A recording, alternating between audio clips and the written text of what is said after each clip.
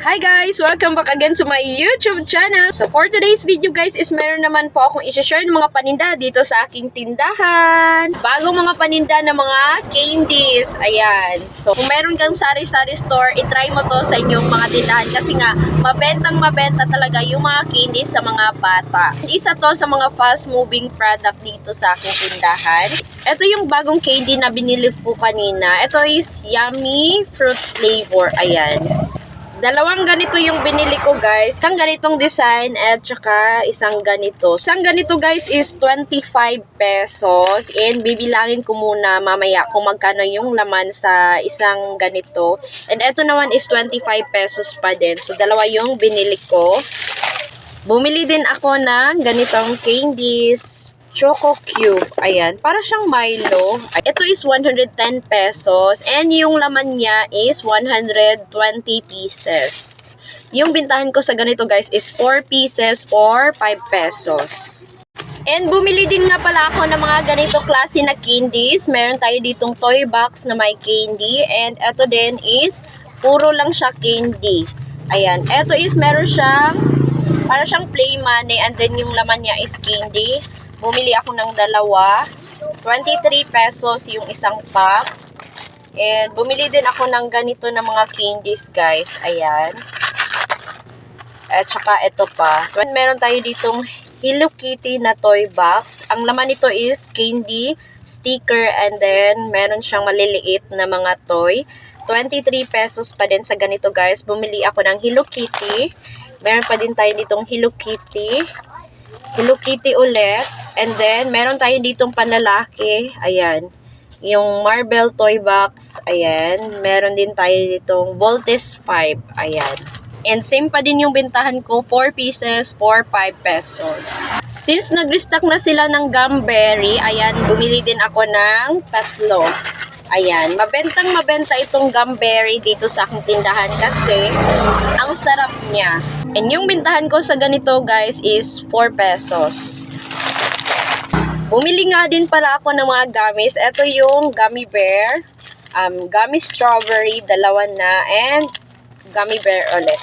Isang ganito guys is 25 pesos. And nakalimutan ko kung magkano yung laman sa isang ganito. Pero yung bintahan ko is 4 pieces for 5 pesos. Naubusan ako ng cellophane.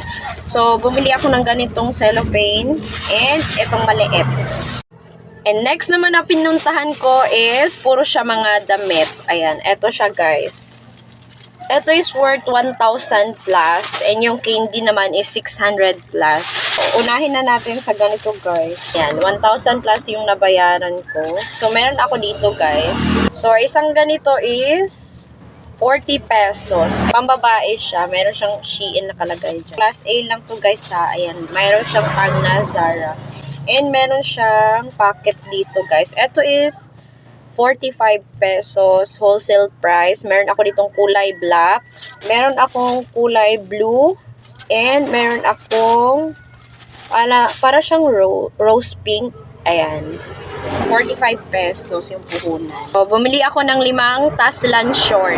Dito sa amin, yung bintahan ng Taslan short sa pinagkukunan ko na tindahan is 50 pesos. Ayan, ito yung kanyang design, Taslan short. Manipis lang talaga yung Taslan short, ganyan talaga siya. And meron siyang packet dito, isang packet lang, ayan. Stretchable siya. Meron ako ditong dark brown, meron ako ditong kulay black, dark green, meron akong dark blue, and kulay rust.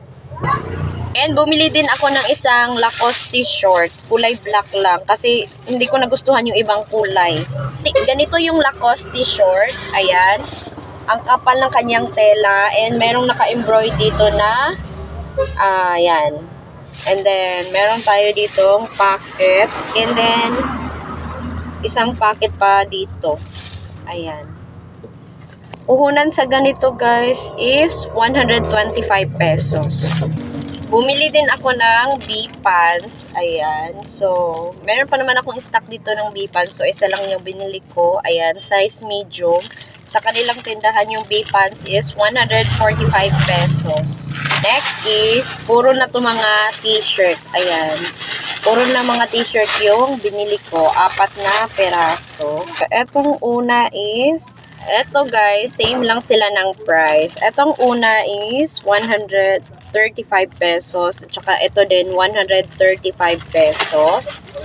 Ayan, hindi ko muna siya bubuksan. And eto naman is 110 pesos. And tsaka ito, 110 pesos pa din. And yung lahas na pinuntahan ko is puro siya mga tsinela. So, eto yung una. Eto, restock ko lang to dito sa aking tindahan, guys, ha. Kasi mabentang mabenta to, guys. Try nyo to sa inyong tindahan kung meron kayong dry goods store. Ayan, meron tayo ditong class A na Nike na tsinelas. Ganyan siya, guys. Ito, wholesale price nila is 90 pesos. Yung bintahan ko sa mga ganito, guys, is 150 pesos. Ito yung next. Ganito siya kalaki. Ayan. Wait. So, bumili ako ng ganito. Medyo pricey to, ha. Ayan. Mahal siya. Ayan. Yung brand niya nakalagay is Merano. Ayan. Medyo mahal to. Wholesale price nito is 175 pesos yung kanyang wholesale price. And yung next is tsinelas.